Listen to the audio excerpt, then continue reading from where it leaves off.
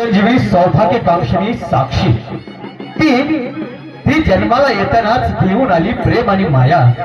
ती जन्माला येतानाच घेऊन आली प्रेम आणि माया। तिच्या येण्यानं घराला घरपण आलं।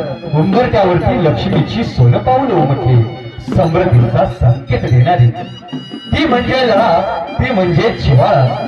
दिवस पाखरांसारखे भर दिशे उडून गेले। कळीचा खानदानी पदर निघून देता आज ती सासरी जाते।